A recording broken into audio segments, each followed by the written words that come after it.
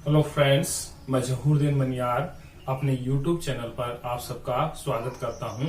आज हम मॉडल की जो सीरीज है, मॉडल की जो श्रृंखला है, उसमें हम आगे अध्ययन करेंगे वुड का। पीछे हम अध्ययन कर चुके हैं कैन का, कुड का और मस्ट और शुड का। अब हमें अध्ययन करना है आज वुड का। तो वुड में देखना है हमें कि वुड का प्रयोग जो है वो किसी चीज के लिए निवेदन करने के लिए होता है या रिक्वेस्ट करने के लिए होता है। अधिकांश सेंटेंस में ये देखा जाता है कि जिन सेंटेंस में प्लीज या काइंडली वर्ड लगा हुआ हो या कोई व्यक्ति अपने से रिक्वेस्ट करता हो तो उसमें हम वुड का प्रयोग करते हैं और मॉडल को वुड के रूप में यूज करते हैं। तो चलो चलते हैं। सबसे पहले हम लेते हैं वुड को।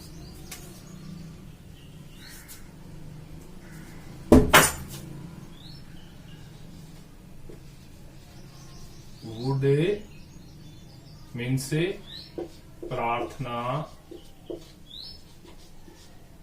वुड मीन्स होता है प्रार्थना या निवेदन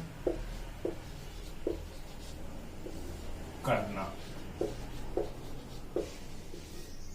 यानी किसी व्यक्ति से हम प्रार्थना करते हैं या निवेदन करते हैं तो उसके लिए हम वुड का प्रयोग करते हैं। जैसे सेंटेंस नंबर हमने लिया first, would you give me your pen please.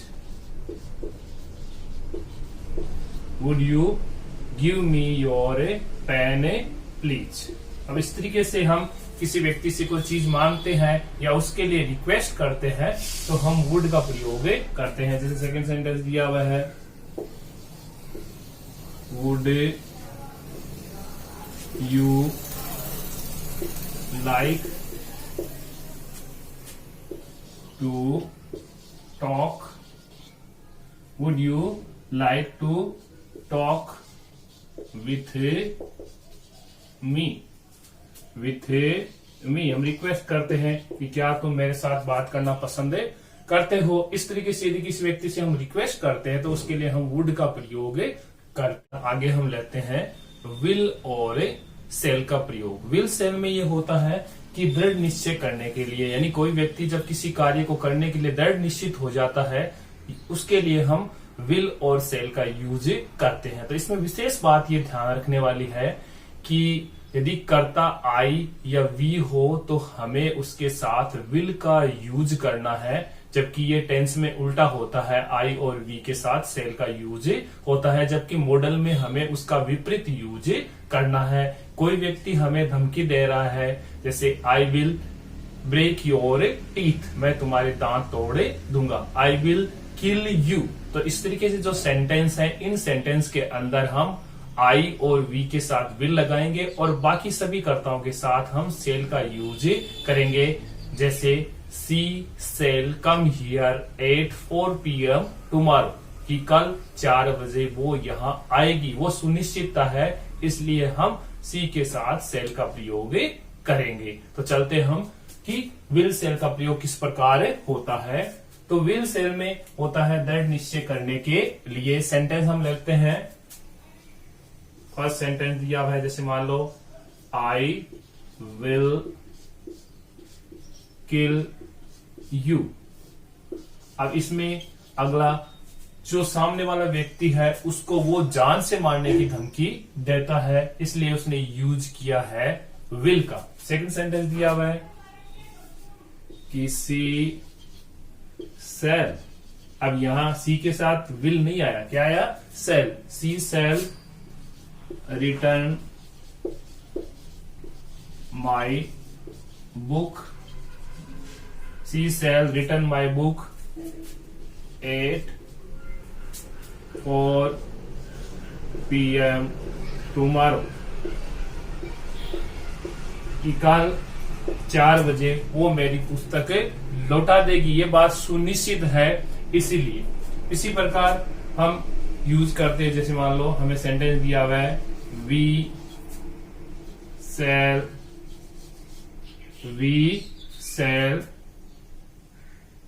अब यहाँ हमें सेल यूज नहीं करना है। इस तरीके से अगर सेंटेंस को पूरा नहीं देखेंगे तो गलत हो सकता है। तो हमें लगाना है आई और वी के साथ विल। तो we will go to his marriage party on 20th August 2028 8 PM। यानी हमने एक तरीके से उससे वादा किया है कि हम उसकी शादी में 20 अगस्त 2020 को 8 बजे जाएंगे। यानी भविष्य के लिए जो नियोजन किया है, लेकिन उसमें सुनिश्चितता है कि हम 8 बजे निश्चित तौर से पहुंचे जाएंगे। ये हमारा प्रोमिस है उस व्यक्ति से। तो किसी व्यक्ति से विलिंगनेस रखना, प्रोमिस करना या किसी व्यक्ति को धमकी देना होता है, इन सब में हम विल और सेल का यूज करते हैं। बस ध्यान रखने वाली बात यही है, आई और वी के साथ हमें विल का यूज करना है और बाकी सभी कर्ताओं के साथ हमें सेल का यूज करना है। जैसे सेंटेंस दिया हुआ है कि ही विल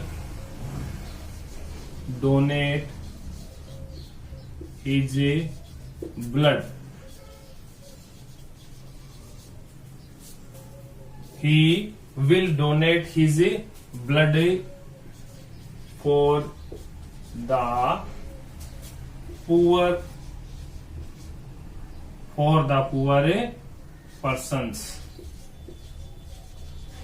ये उसकी इच्छा है, उसकी विलिंगनेस है कि वो गरीब लोगों के लिए अपना खून डोनेट करेगा, दान देगा। इस तरीके से अपना हो गया विल और सेल। विल सेल के बाद हम लेते हैं आगे जो है अपना ought to। अब ought to में विशेष ध्यान रखने वाली बात यही है कि ज्यादा परिवर्तन नहीं होगा। जहां हम should का प्रयोग करते थे वहीं ought का प्रयोग होता है। रिक्त स्थान के बाद यदि फिल इन द ब्लैंक्स के बाद यदि to लगा हुआ है तो हम should के स्थान पर ought लगाएंगे। जैसे देखते हैं,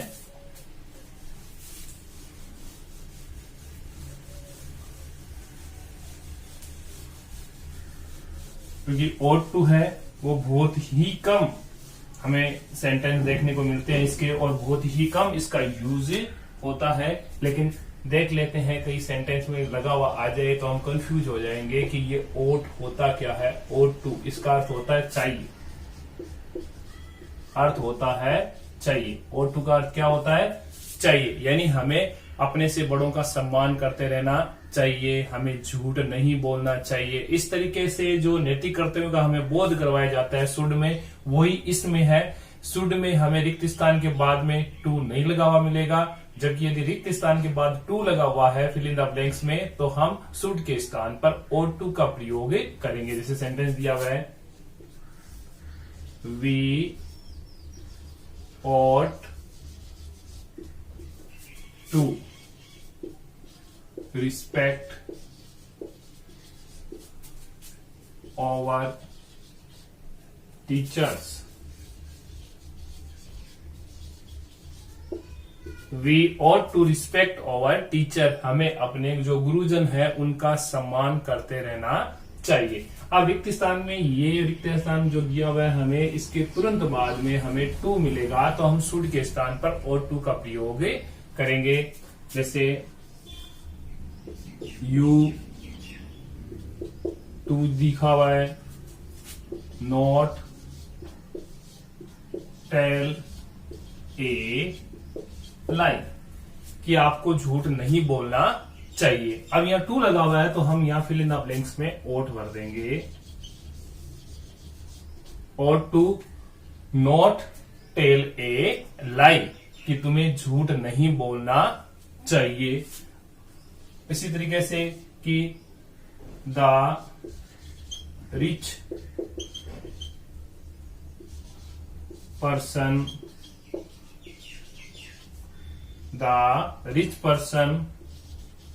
ought to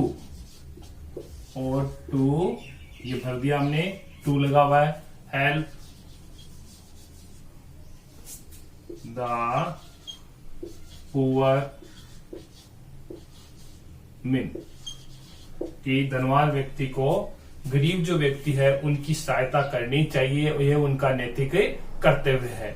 इसके बाद हम आगे लेते हैं, आगे मॉडल में अपने जो छोटे मॉडल है जिनका यूज एक साधारण स्तर पर होता है या सेंटेंस बहुत ही कम मात्रा में आते हैं, केवल कुछ एक सेंटेंस है जिनका यूज हम करते हैं, उनमें आता है। जैसे हम लेते हैं नीड नोट, नीड नोट जिसको हम बोलते हैं नीडंट, आवश्यकता नहीं है, आवश्यकता नहीं है, कि जब किसी कार्य को करने की जरूरत नहीं है, जैसे मान लो हमें रविवार को विद्यालय नहीं जाना है, हमें गर्मी में जो सर्दी के कपड़े हैं वो नहीं पहनने चाहिए, इस तरीके से जो पाबंदी होती है या जिस चीज को करने की आवश्यकता नहीं होती है उसके लिए हम नीड नोट का प्रयोग करते हैं। जैसे सेंटेंस दिया हुआ है, यू खाली जगह जोड़ दी, go to school on Sunday. अब इसमें साफ पता चल रहा है you go to school on Sunday, कि संडे के दिन आपको विद्यालय जाना है, नहीं जाते, इसलिए इसमें मनाही होती है और मनाही के लिए हम यूज करते हैं नीड नोट का, needn't go to school on Sunday. ये बाध्यता है कि आपको संडे को विद्यालय नहीं जाना, यानी संडे को छुट्टी होती है, इसलिए हमें संडे को स्कूल जाने की आवश्यकता नहीं है। इसी प्रकार सेकंड सेंटेंस ले लिया हमने कि we wear woolen clothes in a summer, कि हमें गर्मी में गर्म कपड़े नहीं पहनने चाहिए। स्वाभाविक सी बात है कि गर्मी बहुत ज्यादा है, इसलिए हमें गर्म कपड़े पहनने की आवश्यकता होती ही नहीं है, और जब आवश्यकता नहीं पड़ती है तो हम यूज करते हैं need a not, need a not. जैसे नीडेंट लगा हुआ है, अधिकांश पूरा नोट नहीं आता, तो we need not wear woollen clothes in a summer, कि हमें गर्मी में गर्म कपड़े पहनने की आवश्यकता नहीं है, क्योंकि गर्म कपड़े हैं वो सर्दी की आवश्यकता होती है। उसके बाद में हम लेते हैं आगे डेयर नोट। आगे क्या है? डेयर नोट, यानी डेयर का अर्थ होता है साहस करना, लेकिन जब किसी में कोई साहस नहीं होता है या कोई व्यक्ति किसी को आक्रमण करना या हमला करना में साहसी नहीं होता है तो उसकी जगह हम यूज करते हैं डेयर नोट का। तो मॉडल में हम आगे लेते हैं dare note.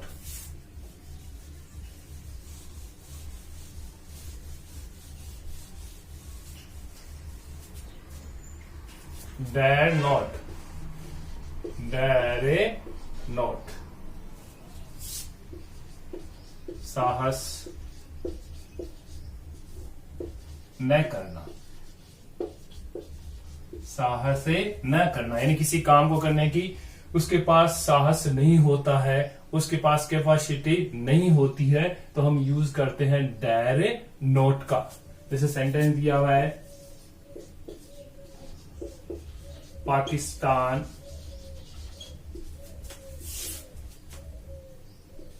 To attack on India, कि पाकिस्तान है वो भारत पर आक्रमण करने का साहस नहीं कर सकता है, तो उसके लिए हम यूज करेंगे डेयर नॉट, डेयर नॉट। तो सेंटेंस क्या बन गया?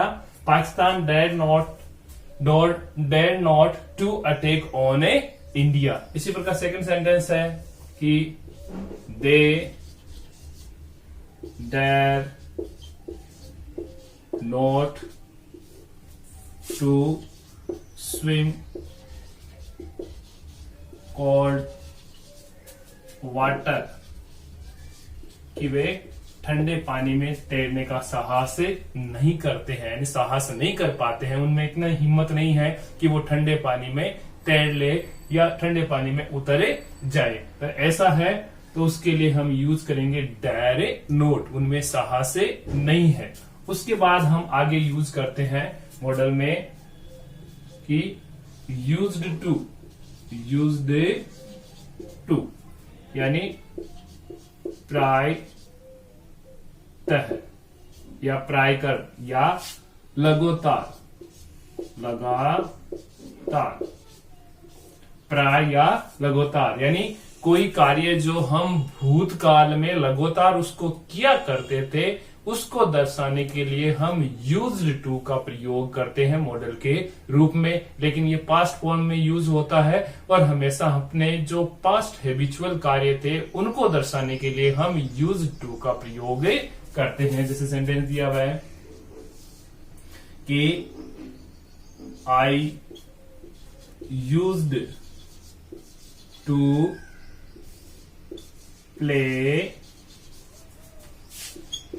cricket when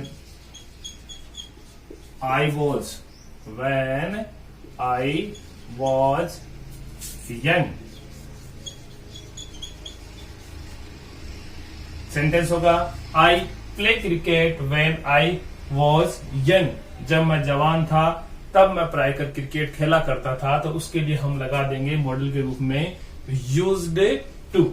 जैसे सेंटेंस दूसरा दिया हुआ है कि she used to eat hot food when she lived in a hare home, कि जब वह अपने घर में रहा करती थी तब प्रायकर वह गर्म खाना खाया करती थी। तो सामने पता है कि जब घर में रहेंगे तो हम अपनी इच्छा अनुसार गर्म खाना खा सकते हैं, लेकिन बाहर से आएंगे तो ये कोई गारंटी नहीं है कि हमें गर्म भोजन मिले। इस तरीके से आज हमने जितने भी मॉडल थे उनको हमने एक साथ पूर्ण कर लिया है। और आप लगातार इन मॉडल की जो वीडियो है उनको बार बार देखें ताकि आप आसानी से जो बोर्ड परीक्षा या कॉम्पिटिटिव एग्जाम है उनमें आने वाले जो मॉडल्स के फिल इन द ब्लैंक्स है या ऑप्शन है उनको आप आसानी से भर सको, उनको हल कर सको। आप लगातार मेरे वीडियो को देखते रहे, इसके लिए आपका बहुत बहुत धन्यवाद। यदि आपने अभी तक मेरे चैनल को सब्सक्राइब नहीं किया है तो आप जरूर सब्सक्राइब कीजिए। जो बेल आइकन है उसको भी दबाइए ताकि आपको नए नए नोटिफिकेशन मिलते रहे और आप मेरे नए नए जो वीडियो है उनको देख सको। आपका एक बार पुनः बहुत बहुत धन्यवाद।